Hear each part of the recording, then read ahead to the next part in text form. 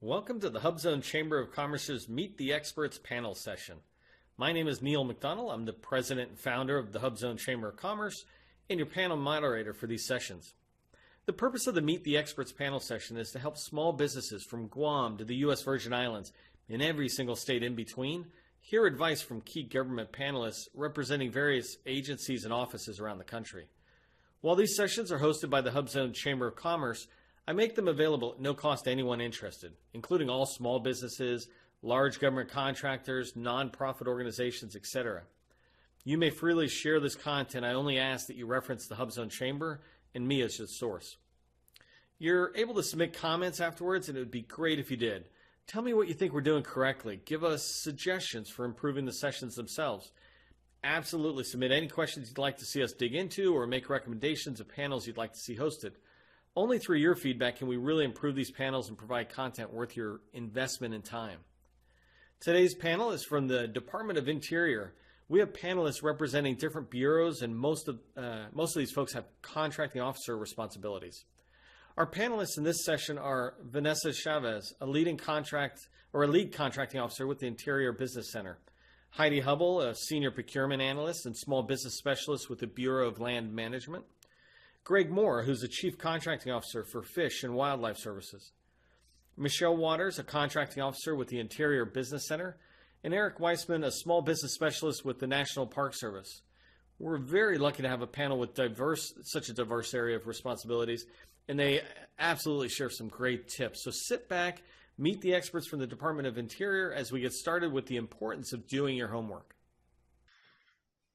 Okay, so one of the things that I think are really important for any small business to do is homework. I hear this from you, from your colleagues all across the federal government, is that we must do our homework. And as we get ready to go into FY19, or for those people who are watching this video after it starts, we're in FY19, they're always wondering how can they do their homework out there. And one of the ways I've learned about doing my homework is understanding what the government is trying to do. What's the mission of DOI or any of the other agencies out there. So as we move into 2019, I was wondering if you could share a little bit about the priorities as you see them. And Heidi, I might start with you from a mission priorities, because, for example, in the VA, they have these long multi-year priorities, but one year in particular, they wanted to end homelessness. And so that was a mission priority for that year. And by understanding that, then when I come in, I don't talk about how innovative I am or how I can do SharePoint or this type of work.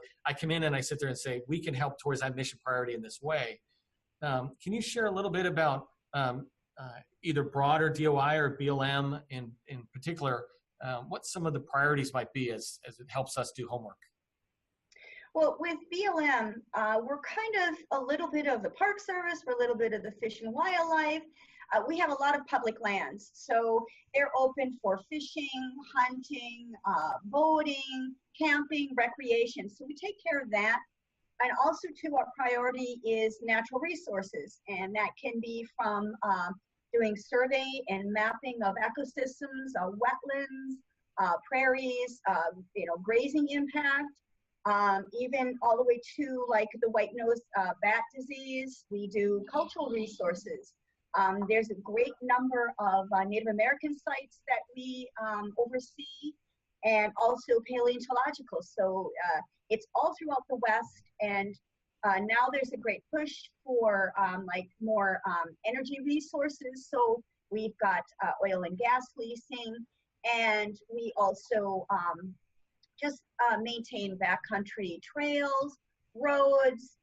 We even handle old abandoned mines. We do some of the reclamation of those. Just the latest one we had was putting in a bat gate to let the native population of bats free, but preventing people from going into it. And we do a wide variety. So there's not one push every year or long range. It's just basically maintaining public lands for the public. So it's a wide variety of natural resource, geological, mineral, a great number of things.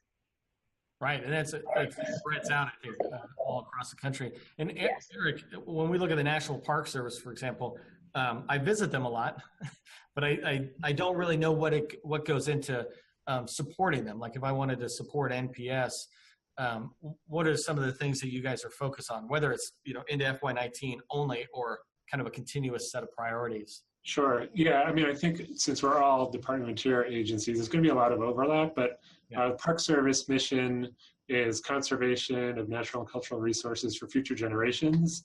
It also includes in our mission the idea of enjoyment. So we're the fun agency.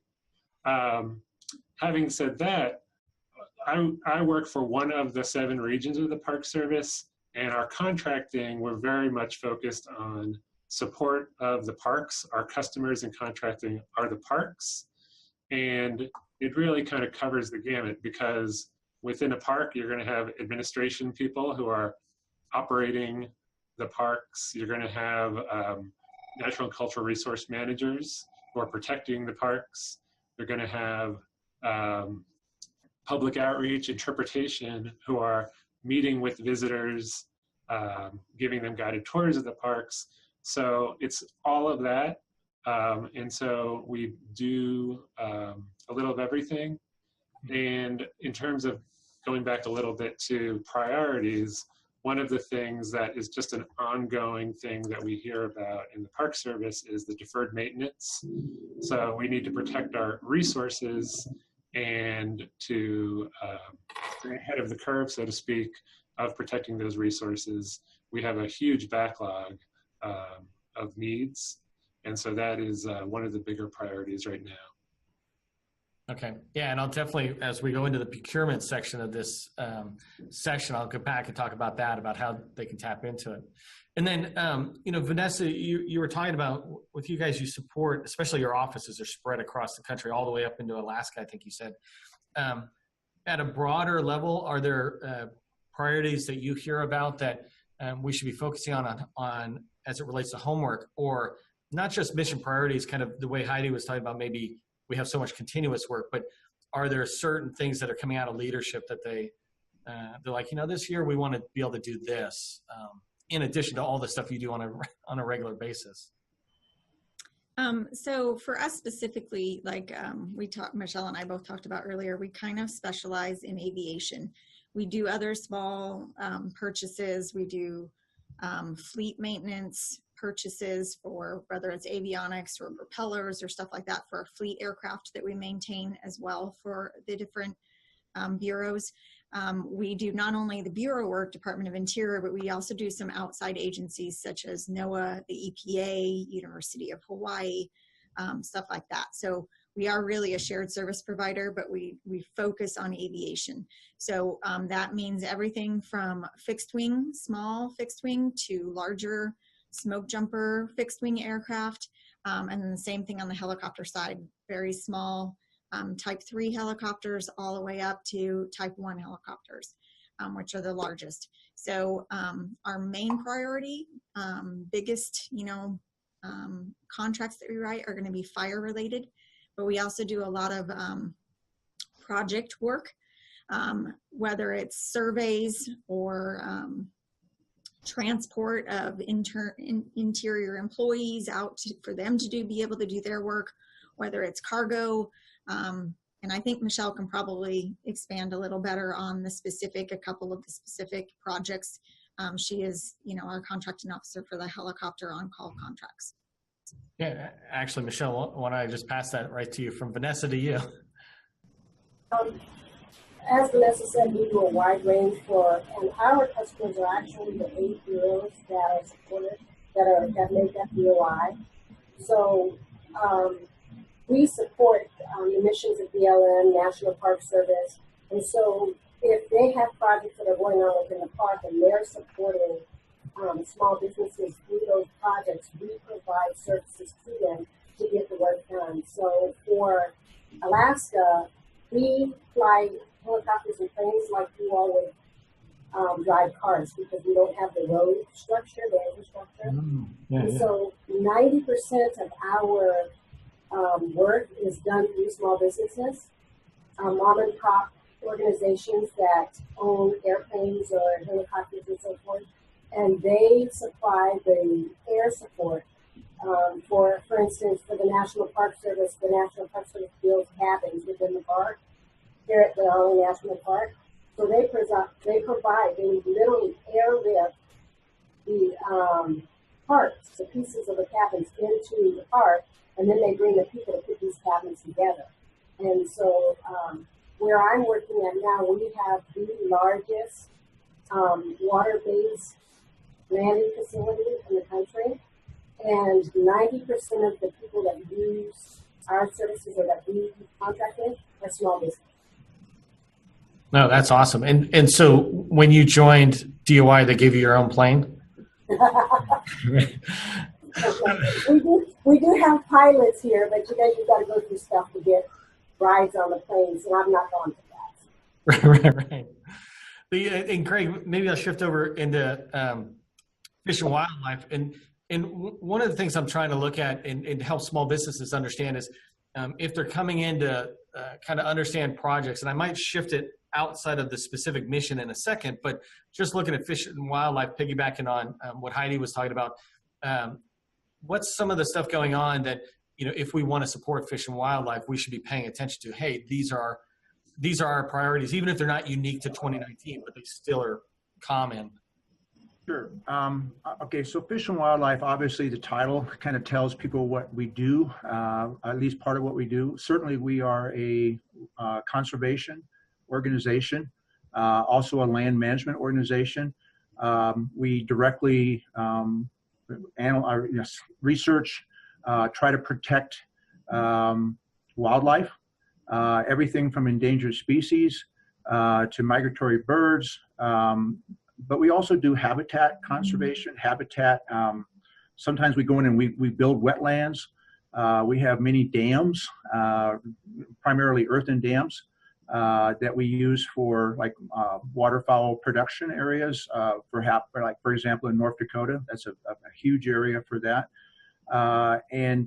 We have a law enforcement program, very robust, that is going after animals or endangered species trafficking, that type of issues. We have so our requirements are very varied. We have a wildland fire mission, for example, so everything that goes along with that. We buy fire trucks every year. We certainly buy a lot of services, everything from scientific type research, but normal operational. I mean, we have brick and mortar buildings, we have refuges, we have national fish hatcheries. So we have a large deferred maintenance requirements, a large requirement for that every year. When we talk about priorities, and our priorities are, again, in a nutshell, is furthering the conservation of wildlife. And wildlife is not just animals. Wildlife in our world is also plant species. And sometimes it's trying to eradicate like invasive weeds and stuff like that. So we have spraying programs. We have aerial spraying. We have those type of services.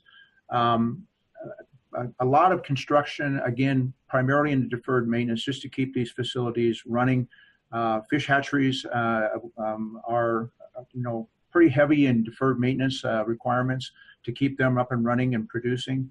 But just a wide variety. We buy, obviously for, the administration type of supporting that field effort, everything from buying a lot of IT equipment, IT services. We have an educational program for the public. So just a very wide variety. Is when you talk about a strategic plan, we do have what it shifts, it changes. But a lot of things, we know that we're going to have to maintain our operational mission. We know that we're going to have to maintain our facilities that we have. So again, I can't understate, a lot of our requirements are direct support of the field. We buy vehicles, we buy boats, we buy fish feed, we buy a lot of different things, pretty round, and I'm not trying to suggest it's huge dollars. A huge project for us, like for example, in construction.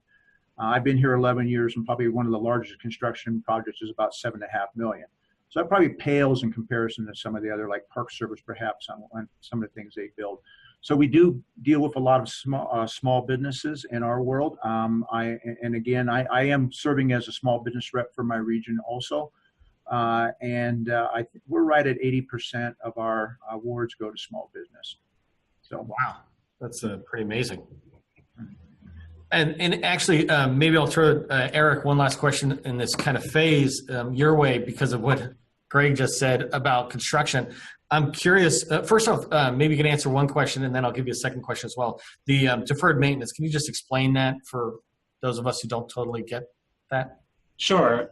We have, in the simplest terms, facilities that need to be kept up. And as an example, the Park Service, not too long ago, a couple years ago, celebrated our 100th anniversary as an agency. And we did a lot. We celebrated that. But we didn't necessarily build things in celebration. In contrast, there's a program called Mission 66 in the National Park Service. When it was 50 years old, they did do a lot of infrastructure improvement. They built new visitor centers, exhibits, trails, roads, and now 50 years later, they are needing to be kept up. They haven't necessarily been kept up as well as they could have or should have. And so when we talk about deferred maintenance, it means improvements to facilities that we should have done years ago, if not decades ago, and now it's kind of catching up to us. Okay, good. Yeah, in the IT world and software, we call it technical debt. If you know you need to do something, but we're not doing it today, but we'll just put it on the backlog. So that's what I was wondering, whether deferred maintenance is the same as maintenance. And it's like, no, there's a whole bunch of stuff we need to do. And as we have money, we'll get to it. Compared to, hey, 2019, we're doing all our deferred maintenance projects. So, and then the other question I had was along construction, because several of you have talked about construction fitting into obviously DOI and what they do at the different components. But we've met with the Army Corps of Engineers. Do you guys work together with them at different stages for construction, especially like if it hits a certain threshold, maybe they get involved, or is the work done internal? So for the National Park Service, as I mentioned, I work for one of the 7 regions. Yeah. In addition to those regions, there's a nationwide project management office called the Denver Service Center. The name is a little deceptive because it's based in Denver, but it's nationwide. And what the Denver Service Center does for the National Park Service is construction and design. So we do have a project management office that's essentially focused on construction. Now, having said that, they do mostly large projects, and the regional offices also spend money on construction needs. They're usually smaller projects and things like repair, rehabilitation on facilities that are already existing. So we do a lot of small construction. Denver Center does a lot of big construction. Okay, perfect. And so maybe this would be a perfect transition into this next phase. So we're doing this session in 3 phases on kind of the priority and how we do homework. And then the second one is on, I call it procurement trends, right? Is understanding how you buy, what we sell out there. And maybe Michele, we chat with you first about when we look at any of these services and what's being bought. My first question is, how much of it is being bought at a department level where there's these large vehicles and that's the only place you go? And how much discretion is out there for the components or the regional offices or whatever to be able to do their own procurement? This is especially important, I believe, from businesses that are local to, let's say, Colorado or New Mexico or something. They're in there. Are they able to win contracts, or is all that, like NOAA, for example, I heard most of their contracts are awarded out of here where I'm at in Virginia, even if the work's in Alaska or Guam or something. So I'm curious if you can talk about how much flexibility is downstream to be able to award contracts. For the work that we do, we have autonomy. There's 3 different locations that can actually order, and our Herndon office, they will take over and do very, very large purchases. But again, their parameters, or just the parameters that are set upon us, are also put upon Herndon, so it's not as if they can't do small business. Matter of fact, I think that they move more towards doing small business and thinking that those larger purchases for the small business. But for us, for we primarily have autonomy to where we can open up our solicitations and our purchases and our buys to small business exclusively, or we would open competition including small business. So we have autonomy to do it in accordance with the FAR, the way that we see fit as contract advice. Okay, perfect. And Heidi, as I continue on this procurement trend thought, going into 2019, for us small businesses, it's funny, things constantly change, and we're always told to do our homework, even on procurement, and figure out how the government buys. And that's a little bit of what I'm hoping we can get out of these videos, right? Is learning, if I don't have a vehicle, or, I've only got a GSA. GSA is the first vehicle we all hear. Small businesses were like, you got to get your GSA schedule. And maybe it's because I've been in IT the whole time that I always hear about IT 70 or GSA's Schedule 70. But when you think about the big vehicles that are out there that are trending, what's the procurement path that's preferred in BLM, for example, or DOI, or wherever you want to touch on? But which vehicles are out there, the preferred ones, Heidi? Well, because we do a lot of things that are not necessarily on a GSA schedule. I mean, it can be something very strange like rock crushers for our geology area, that we do a lot of Fed Biz Ops, especially out in our western states, because we look for small businesses that are generally not necessarily on GSA or have a GSA schedule. So they'll be put out, to the public that way for small businesses to look at, because we do such a variety. We do things that Fish and Wildlife does. We do things that National Park does. We do things that are with fire. A lot of things that we do are ones for taking care of for our fire seasons. We do a lot of clearing of areas, and that involves a lot of roadside as well as wildland, what they call fuels load. To clear. We will go out and we'll put a Fed Biz Ops, notice out that way, because generally we're not working with very large, contracts, but a lot of smaller ones. So there are a lot of them that are, 20, 30, or, 40,000 that we will do, and even some that are smaller. Noxious weed and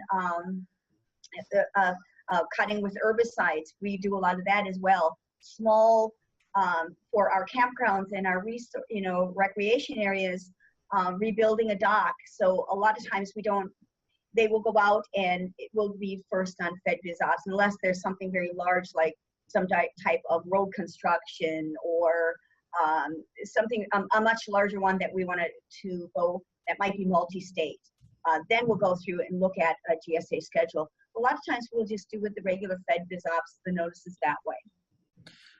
I love having experience and hearing somebody like you say something and still have tons of questions, because experience only gets you so far, and then you move forward. Before I move on to somebody else, I want to just pull a thread on that a little bit, because you're saying put this on FBO.gov, right? And yes. Am I able to come in and make a bid on it, and you're just awarding it, and you don't need a particular vehicle to award that to me? You don't need a particular vehicle to go through it. It's an open announcement that anybody that's not attached to something that's a really large, some type of strategic sourcing, because I know the DoD will use, large vehicles. They'll do, we've got one, it's called a NASA sweep, and that's where we get a lot of our IT hardware for. So it would be like all our laptops and that type of thing, that we have first mandatory to go to that.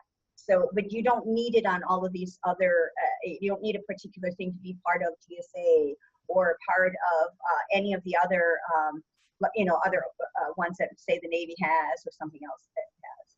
No, so that's great. These are open announcements that you can check. You check daily. You go through and you look for, your area or the agency, or the types of product code that you're looking for. Yeah. That that your business is part of. And Greg, is this something similar that in your whole world that the typical path is FBO, and there's another tool I'm missing it at the moment, but like Fed Bid, I think, or something like that. Fed Bid, we do that too. Okay, good. So Greg, are you seeing a lot of that stuff out there? Is that how you kind of procure, or do you guys have particular vehicles that you use for recurring services? Yes. I would piggyback on what was said is like, for example, the Department of Interior, certain things we have mandatory use contracts. IT is one of them, IT equipment, as was mentioned. We actually go off a NASA SOUP, what they call NASA SOUP contract, SCWP. Yep. And there are, they have went out and competed this amongst many vendors, both large and small. So we're required for our IT needs for, certainly for equipment, most equipment, not all, but we're required to go to that source. We have Fish and Wildlife Service has established what we refer to as a blanket purchase agreement. We have negotiated pricing for certain things such as heavy equipment. There may be a tractor manufacturer that we have a blanket purchase agreement with. And we go to that contract to buy, because we buy a lot of tractors, anything from Caterpillar to small, lawnmowers, stuff like that every year. So, those are a couple of examples. Now, one of the trending things in our organization is voice over internet protocol. So we're buying phone systems. And they just issued a contract last year to four providers across the country that we go to for that type of acquisition for voice over internet protocol type phone equipment. As a contracting officer, I would tell you that, normally, when we have a requirement come in and we get what we refer to as a purchase request, and that comes in, and then the CEO, contracting officer, must, do acquisition planning. Sometimes that might take me 5 minutes. Sometimes that may take me 5 weeks, depending on what the requirement is and the complexity of it. But we're looking for, we have a lot of factors that we consider. I mean, I want to say that the path of least resistance, certainly that's a factor. But when we're doing planning, we're looking for, are there existing contracts that we can go off of? Because we're looking at the time involved of doing what we will call go on the street. We're just doing a new acquisition. It's open to the world if it's over 25,000, especially. And is that the best course? Okay, well, there's a lot of factors that go into that thinking, such as how soon does our requester need it, the customer, how soon do they need it? Can we get it to them in what we consider a quality manner? Is the price being, is potential, is that in the interest of the American taxpayer, because it's taxpayer dollars, obviously, and on and on and on. And then finally, social economic programs. We have targets that we're supposed to hit for a lot of different types of small businesses. And that's certainly a consideration. I will steer acquisitions sometimes like, hey, we need to improve in HUBZone. Let's see what we can do. Can we do a set aside? Is there evidence through market research that there's ample representation from that type of business that we can solicit that, set aside, for example, if that's allowable in that? And then do we have a confidence that we're going to get qualified proposals or quotes from that type of entity? So all those things kind of go into, our planning stage. FedBiz Ops, certainly, I mean, GSA schedule. The reason a lot of CEOs like myself kind of gravitate toward that is a lot of times, these days, okay, staff resources are precious to us. So we're looking at ways to be more efficient, more timely, and, through trusted sources like, GSA schedule, for example. I'm not saying I've always had a great experience with that, but they have a large offering of commodities and services. So certainly makes sense. Those are already negotiated. There's competed awards in most cases. And I can go on a GSA schedule and I can say, gee, what do I see in HUBZones, for example? What kind of businesses provide this type of item or this type of service? And that's very helpful to help us too. I don't have to, I still have to compete that where possible, and that's a good thing. But it does streamline, and I think a lot of CEOs are looking at how do I streamline this acquisition? Not disregarding FedBiz Ops. We use that a lot, sometimes for unique services. Fish and Wildlife has a lot of unique type of acquisitions that probably a lot of other organizations don't have. And I'm sure the same would hold true for BLM, Park Service, aviation. They all going to have unique requirements unique to them. So again, we're just looking at the acquisition planning is how do we get this, what we need at a fair price, and as quickly as possible in a quality manner, and also, considering small businesses, how do we capture them in that? How do we give them more opportunities to support our needs in that? One of the challenges I see with larger companies is they forget how a small company is built, and they're built by $25,000 increments or $100,000 increments. And $100,000 is a lot of money, and it's a big win for a company that has no revenue. Once you get to $100,000, you want to make $200,000. And as you look at the opportunities, Eric, in National Park Service, it seems like you guys might have a lot of smaller type procurements in that simplified acquisition and below, or maybe even below the FBO limit of $25,000. Is that accurate? And then what does procurement look like there for the potential for small businesses to be reaching out, especially those ones who are getting started and really trying to build their past performance? Sure, yeah. Most of what we buy is relatively small dollar. I would say probably 90+%, maybe even more than that, is under the simplified acquisition threshold, and that's $250,000. But even the majority is well below that. We do mostly, because we have to work smart, we have to work efficiently. We're doing a lot of actions a year. We do a lot of GSA schedule buys because it is a clearinghouse for supplies and services. So we have a lot of opportunities through GSA schedule contractors. But even as we've been talking about, when we post things on Fed BizOps, available to pretty much anybody, and in the majority of cases to small businesses, there's lots of small purchasing that's happening out there. How's when people are looking at under 25,000, how is that procured? I mean, can that really just be something as simple as an invoice when it's that small? Or because sometimes it's funny, sometimes as small businesses, we get into a small purchase and we think that it'll be a small set of activity, and we're writing a 20-page proposal or something. It's like, well, we might as well go for the $1 million opportunity. Yeah, like in your world for that. If we're purchasing something that is that small, hopefully we're not overcomplicating it, because there's not a need to complicate a simple purchase. And if we're talking $25,000 or so, that should be simple. The tricky part is we're doing oral quotes, which means that we're competing it. We want to get 3 quotes. We want to get the best price, but we have the opportunity of posting on Fed BizOps, but we also have the opportunity of just picking up the phone and saying, we have this small buy, and can you provide a quote for us? I'm going to email you our solicitation. The trickiest part to a business that wants to get involved in that is being the person we call when we pick up the phone.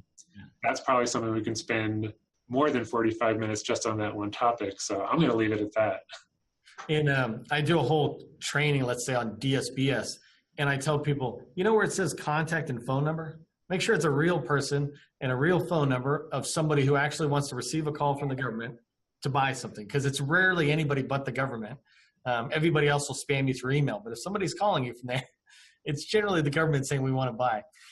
So I just want to add, absolutely 100% yes. One of the ways we're finding those vendors to call, sometimes we know some vendors that are out there, but we want to get 3 quotes, sometimes more, but usually when it's small dollar, 3 is sufficient.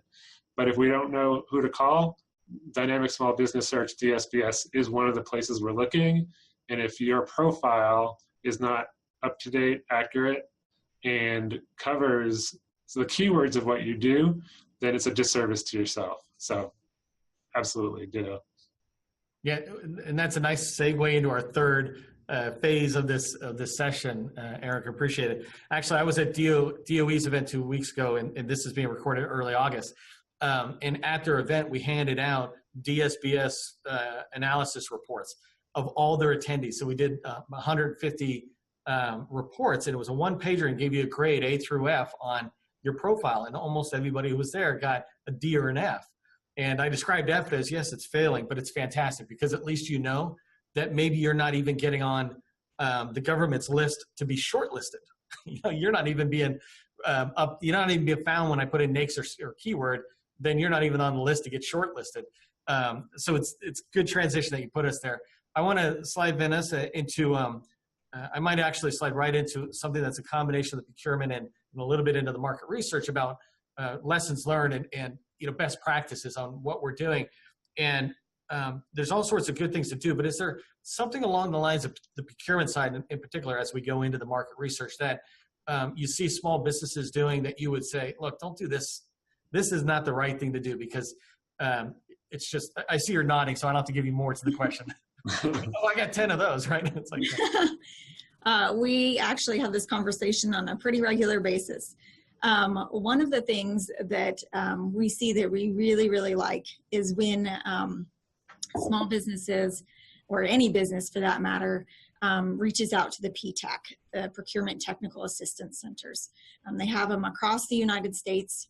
If you're not already involved in those, it's probably the best recommendation I can give to a business. They will literally help you from, finding opportunities that we have out there, because yes, sometimes we put on most of the time on FBO. Sometimes we're doing oral solicitations, sometimes, Fed Connect. We have different ways we can go about that, but PTAC is, adept at all those ways. So they can get you really dialed in for that. The other thing that we see is, and it kind of falls in line with PTAC as well, is a bad practice is when the solicitations are out there, they're not being read. We write these solicitations and they are lengthy, and I understand that. But the reason they're lengthy is because we're trying to give you absolutely as much information as we can so that you have that information to give us a good proposal, a good bid, a good quote. If you don't read the information that's provided, you're probably going to miss something. And then when we get your proposal, your quote, your bid, a lot of times we have to basically consider you non-responsive right out of the gate because you didn't follow the solicitation requirements, or you didn't read or provide the documents that are required in that solicitation. And so you've now done yourself a disservice as a small business in the fact that because you didn't follow directions, basically, we're not even allowed to consider you. And we're just going to consider the people that followed the directions. And it could be literally as simple as you did not sign an amendment. But that's part of our regulations, that you have to basically acknowledge that you signed that amendment, that something in that solicitation changed. So the PTAC actually offers an amazing service that allows, if you have a proposal, a bid, a quote that you want to propose on, they will actually sit down with you, they'll read the solicitation, and they'll go through and say, hey, it looks like you missed this area, or are you sure you addressed this one well enough, or whatever. And it's a huge service. Most of the people who work for PTAC have been in the federal government or state government with contracting in the past. So they're using their years of experience to allow you as a small business to get your foot in the door and do it right. So yeah, PTAC is definitely, I think, one of the best things. If you don't go to PTAC though, please, please, please make sure you're reading that solicitation. We are honestly trying to give you the best, advice to do business with us by what we've provided for and what we need in that solicitation. Yeah, I described that, one of you said this softly, but I say it very directly, is that we all shortlist. If I walk into a room to network, I instantly am shortlisting the people around to go, which ones are nicest? And nice could be any way, and who knows what I'm doing to judge it. Do you have a friendly smile? Is your group closed? Well, it's the same thing. You only have a limited amount of time, and if you find 20 to 50 companies that can fit it, then you're doing a good job for the government. So everybody else, it's like, well, this is an easy out. And it's great that you echo that, because that's exactly what we need to hear out there in the small business world. Is it's more about doing the right things than writing the most creative proposal. If you can't get the basics done, then how can you do the job? Right. And then go ahead. Piggybacking off of a little bit of what Vanessa said, and then what Eric said, one of the most important things for us, for whatever procurement we're doing, we have to do market research. It is a must that we have to do market research. Part of that market research is researching companies that may or may not have the NAICS code to do the work that we need. And I find that a a lot of vendors will find a NAAQS code category and list themselves in every NAAQS code in that category. And then, for instance, for us, we're looking for somebody that can provide a helicopter, and they list themselves in that category, but then come to find out it's not really a helicopter they can provide, it's the mechanical cords that build a helicopter. And so it kind of eliminates them from everything else if they don't list themselves under the correct NAAQS code, rather than putting every NAAQS code under that broad range. And then the other thing is I find out that it may be surprising, as vast as Alaska is and as spread out as it is, we only have 2 HUBZone areas in Alaska, which I, as a contracting officer, find that impossible. One of them is right downtown. It's called Ship Creek. It's right down in the middle of downtown. But I asked a small business specialist here why that was, and basically what she explained to me is that they don't create HUBZones where there's nobody at. So the small business, if they believe that they're in an area that is economically deficient and hard to get or hard to process work at, they need to contact their small business administration and see whether or not they can get their area classified as a HUBZone, thus classifying them as a HUBZone vendor. So those are just the 2 things that I wanted to kind of piggyback off of that contractors aren't doing. Yeah, I think there's a trend. I don't know if it's shifted already with the SBA, but they're trying to give the local states more capability to determine that themselves and make the recommendation forward. Because that's surprising what you said. It's since Alaska, I thought when you were saying there's only 2 places, above ground and below ground, that are HUBZone qualified, right? It's like, I mean, that's like Oklahoma, the entire state. It makes sense. So let me go in with this idea of market research. And one of the things I really try to teach small businesses is what Wayne Gretzky says. And, you know, he talks about, famous hockey player talks about, don't skate to where the puck is, skate to where the puck's going to be. And that's how he became so great. And so in market research, I try to teach small businesses, do the same thing. Don't miss out on the right way to do market research. Be exactly where the government's going to be looking. And so as we move forward, Heidi, maybe you can share, when market research gets started by anybody on that contracting life cycle, where's that puck going to be? We've already heard DSBS, so that's one way of doing market research. How else does the government do market research that a small business might position themselves to be seen during either strategic or tactical market research? On that point, I can only express it on our point of view when we go out. A lot of times we will go and look, even as simple as looking through the internet, looking through yellow pages, looking through the internet yellow pages, things like that if they're a very small purchase that we're going to be doing. And just even oftentimes if we don't know if there is a source out there, we will put out a request for information on to put it out to reach out to some companies that we think are in the area that are in that NAIC zone of those products that we're looking for or services, and we try to get that information back from them. Is this something that there is someone in this area that's capable of doing it? Because otherwise we will go and look through, like the same thing like through GSA, if there's enough in one area, do we have to broaden it out, or is it, can we find a specific person or company that has the resources? And like it was said before, Michele said with, the NAICS codes, are you in it? Are you split across many of them, or just in the one field that we're really looking for? But I know we do a lot of requests for information. Yeah, those are my favorite with the HUBZone Chamber of Commerce. So obviously, this video is available for any small business to learn from, but in the HUBZone companies, respond to the sources sought. Otherwise, the answer is, looks like there's no HUBZones out there that can do the work. Eric, as we move forward into some of the ways you do market research, and especially as we piggyback on RFI or sources sought, some of the concerns of small businesses out there are they'll look at a sources sought and it just seems so huge, or I can't do everything, or there's certain things that aren't quite our way. what can we do, reaching back to you, or, you representing the entire federal government, right? What can we do to reach back and begin to try to influence that, that opportunity while it's still in the sources sought? I hope I'm answering your question, but I think that the sources sought, the reason we put it out there is sometimes because of the dollar amount, there's some expectation or requirement to do so. But more often than not, we put it out there because we just don't know when we're putting it out what the acquisition strategy will be. So you might look at it, but if you're not sure, ask. And if you think it may or may not be in your wheelhouse, well, you're better off responding and letting us take a look and see if there are 2 or more from a socioeconomic category that are capable, because that's going to inform our acquisition plan going forward. And if you're a HUBZone, in this case, and we receive 2, 3, 4 responses from HUBZones, and we say, yeah, I think that we're going to be able to get competition, I think we do have capable HUBZone firms out there, then we're going to set it aside. Because if it's over simplified acquisition threshold, following the rule of 2, we have to set it aside.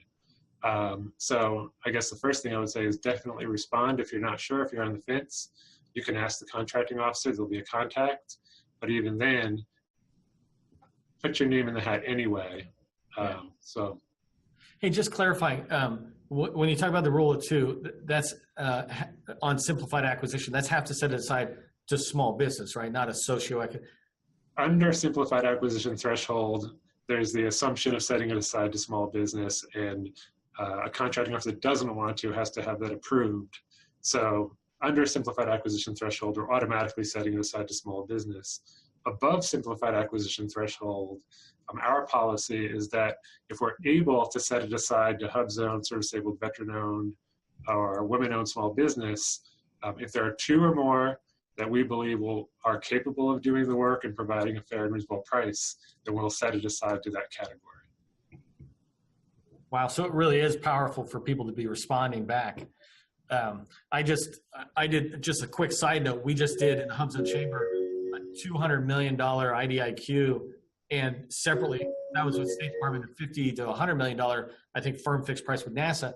And both of those, the reason we helped them is because they put the sources sought out and no one really responded.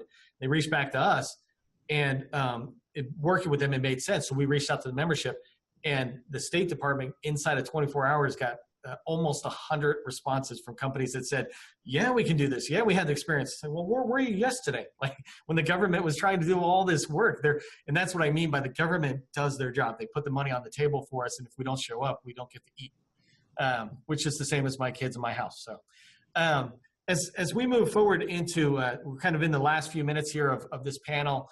I wanted to try to get a couple of lessons learned from, or, a lesson learned from each one of you about what's the number one thing you can think of that small businesses should either do or not do. And you don't have to do both. You pick one or the other, right?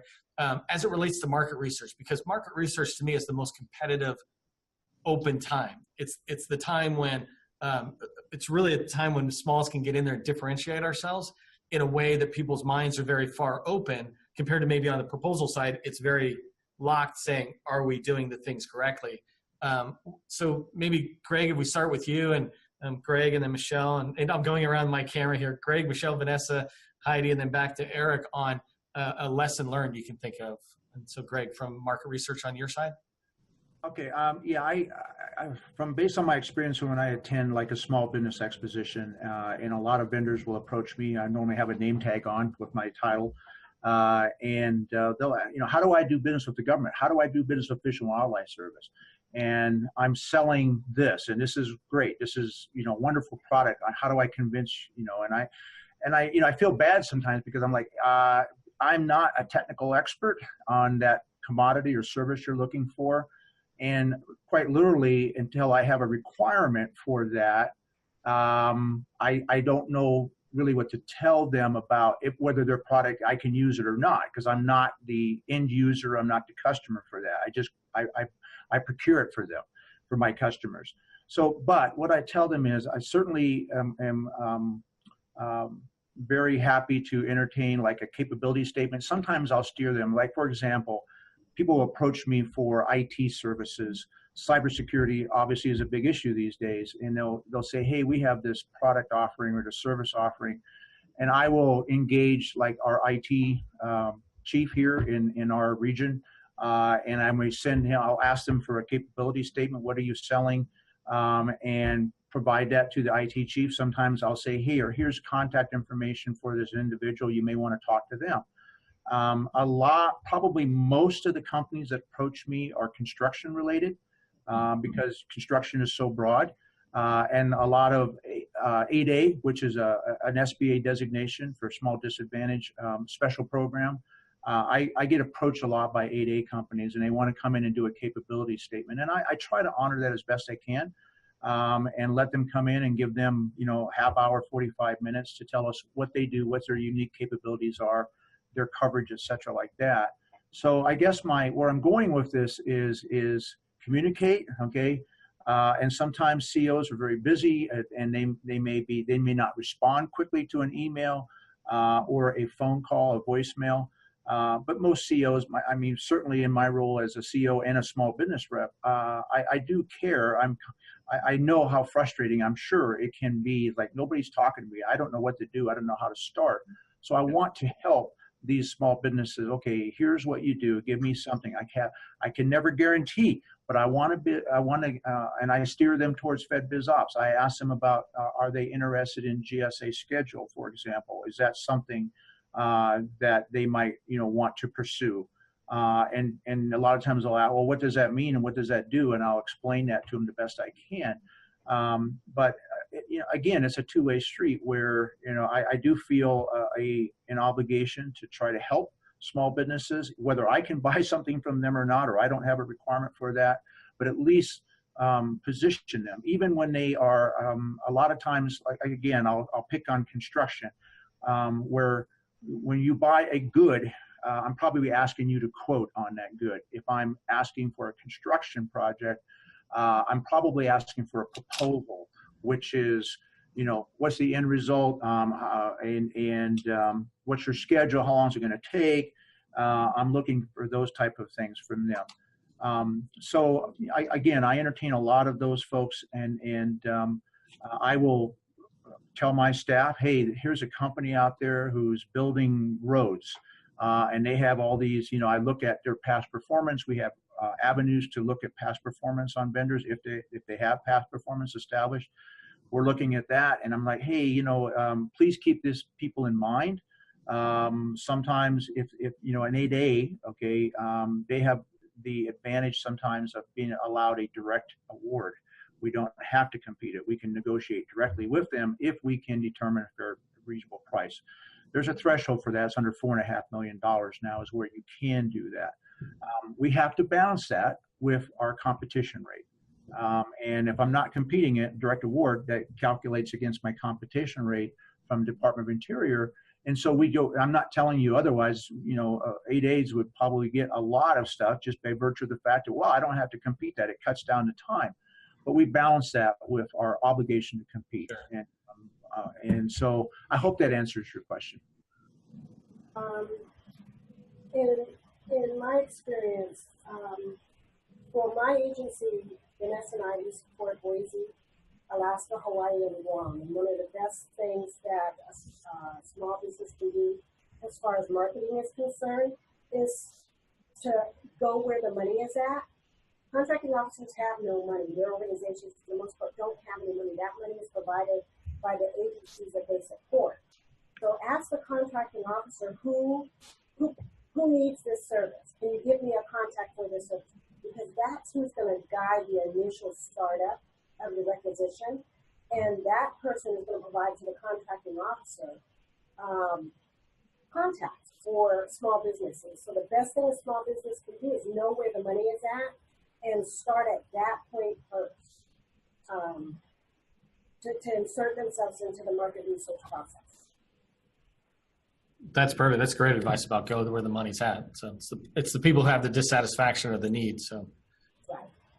Perfect. And Vanessa.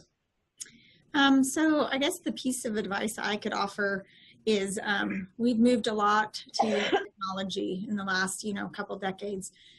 So the biggest thing I think as a small business you can do when you're doing your market research is visit the website of the different agencies. Most of those agencies will have a long-term procurement forecast on that website. If you have trouble finding it, you can reach out to the SBA. Usually the local SBA will have that information as well. The SBA usually will put on conferences. I know at least our one here does. How to do business with the government when you go to those conferences. I've been involved in them before. I know they reach out to a lot of the COs in the local area, and they'll have them come and brief what they're looking for, what kind of procurements are coming up, how to, reach out to the different people that might be looking for things in the near future, the different types of procurement. FBO, we've talked about it, FedBizOps. There's also, I don't know that it's widely used, but there's an option on there where you can actually sign up to have emails sent directly to you when something posts that is part of a NAICS that you're involved in. So whether we're posting a sources saw, an RFI, an actual solicitation, any of that information, new awards that you may want to, talk about subcontracting off of or looking for the next round of that award or something, FedBizOps will send you those emails so you don't have to, pay somebody to spend all day, looking at FedBizOps. You can actually get the system to work for you.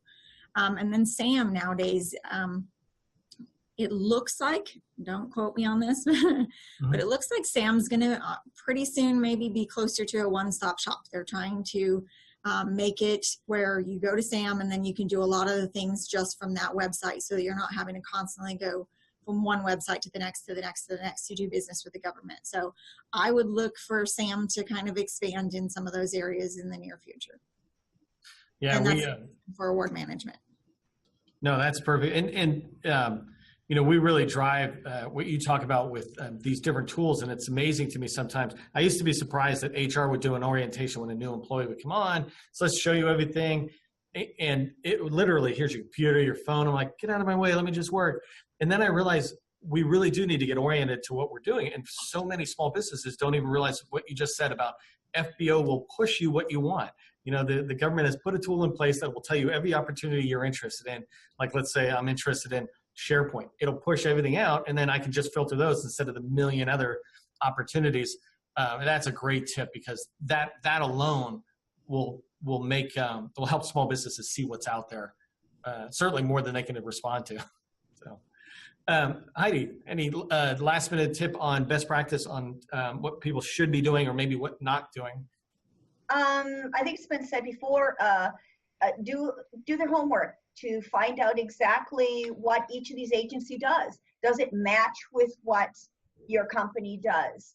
And then, as it was said before, ask for, either through the contracting officer or the small business contact, people that in the departments that you're looking for that match your capabilities, to get their contact information, so you can go directly to them and show them your capabilities, because they are the ones that can tell you, these are our plans, this is what we're looking for, these are the types of things that we utilize, and they can give you a better picture of exactly what the agency with BLM, what we're going to be doing in the next year, and the next, possibly even the next 4 or 5 years. And we started now putting on our larger, over the $250,000 mark of our forecast on the GSA forecast tool. You can go into the GSA, and I think I always forget what it is. It's GSA forecast of contract opportunities. They call it their hallway. And we post our forecast for the following year on that, and that's for all our 12 states. And I think the Bureau of Reclamation is, and I think the Department of the Interior, the Office of Disadvantaged Business Utilization, I think is trying to get a lot of the other bureaus to put theirs up there as well. So there is a multiple use to not just focus on one pathway, but to investigate many different pathways. Yeah, no, that'd be great. I'm going to go find that one because I haven't, again, this is great when I learn new things on here. I haven't heard of that GSA one, but that's exactly what I think the federal government should have is, one spot that I would go as a business person to look at forecasts. It's a broader request, and so I don't really dwell on it, but that's great. So I'll find that one and link it back for folks. And then it's in infancy right now. So they're trying to get more and more agencies. Yeah, I'm thinking actually if they get more of us who start using it, then they feel like there's this positive return on investment that small business or businesses are finding it valuable. So that's great. And then Eric, last minute tip, get to wrap up with yours. Sure. Everybody's already come up with all the best ideas, so I'm going to piggyback on everybody else. As Heidi was saying, the forecast is posted in early October, and BLM was kind enough to be the guinea pigs, I think also Bureau of Reclamation, to use the GSA tool for that. But for the other bureaus that are not posting it on GSA, it's the Department of the Interior, OSDBU, Office of Small Disadvantaged Business Utilization, where it's just, as of right now, a giant spreadsheet that you can download and search by NAICS, search by keywords for a project title, search by where the work is going to be performed, states. And so look for that in early October and start filtering and start searching for opportunities that might fit what you do. As Heidi also said, it's only actions above simplified acquisition threshold that are planned. So it's the larger dollar above $250,000.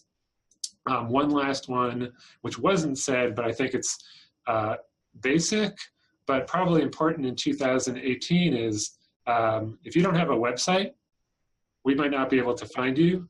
And that is one of the prime tools of market research. If we find you on small dynamic business search, we're going to then look you up on your website and see exactly what you do or say you do and where you work. So make sure, one, you have the proper link in your DSBS, and two, actually have a website. No, I'm glad you said that. Thank you. Because I tell people things that are so basic, like they think I'm going to talk about something big. It's like, no, your email must not say info or admin, because that kind of is a turn off. And the other is you should have a website, because if I like you, I want to research you. And so that's perfect. Good last tip there. I want to thank the panel for, just officially here as we are wrapping up the session. Thank you very much for participating. It was great information for the small businesses that are out there. Thank you. Welcome. That concludes the Meet the Experts session on the Department of Interior. I wanted to again express my deep appreciation to Vanessa Chavez, Heidi Hubbell, Greg Moore, Michele Waters, and Eric Weisman for making the time to participate and share their thoughts with you. We provide their contact information, so go ahead and reach out and say thanks while introducing yourself and your company. If you don't have a relationship with your local PTAC, start today.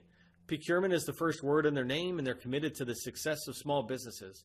Go to the regional links page on our site here, and you'll find a link to PTACs.